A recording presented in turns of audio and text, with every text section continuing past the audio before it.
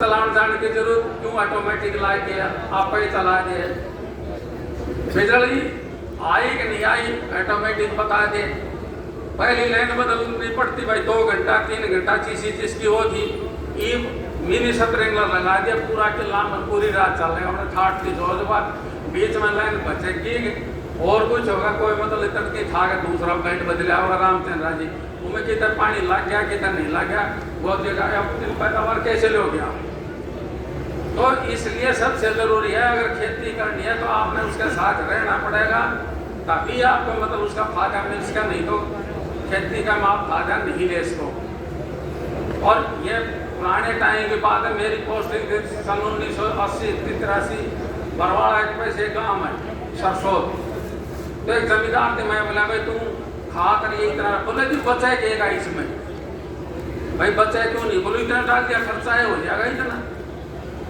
वो बैठा के उनका सारा जो हमने अपनी तकनीकी खेती में जो खर्चा लगाना था वो बढ़ा दिया, उसकी पैदावार बढ़ा दी। इतना करागा इतनी पैदावार आएगी, बोलो जी हाँ आ जाएगी।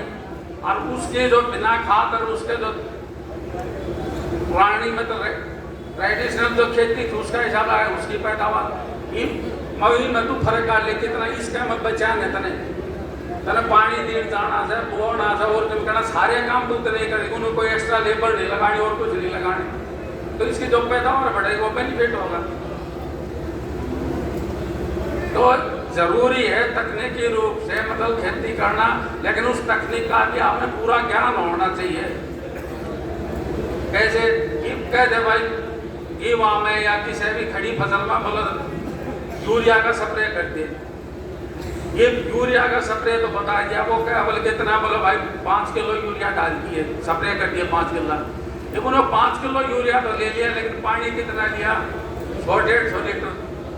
अब 100-150 लीटर पानी ले लिया, उसकी कंसंट्रेशन गई बट, क्योंकि कंसंट्रेशन उसकी मैक्सिमम 3% रह सके, बाकी हमने कोशिश करनी चाहिए 2-2.5% ही रहे, मतलब 3 पूरी नहीं जान देनी चाहिए।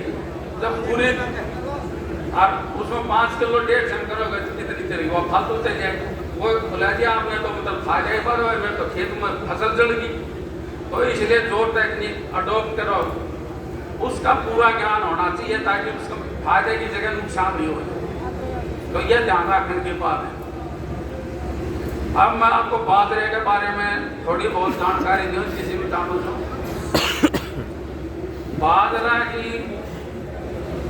जो किस्म है, देखो यूनिवर्सिटी के 2 HHB सब्जेक्ट सबसे पहले आए पढ़ और कम समय की वैरायटी काटी थी, बहुत जल्दी पक जाया करती 60-65 दिन में, और पुरानी जो किस्म थी उनकी तुलना में पैदावार भी ठीक नहीं थी। दूसरी है कि नेथर किस्म काटी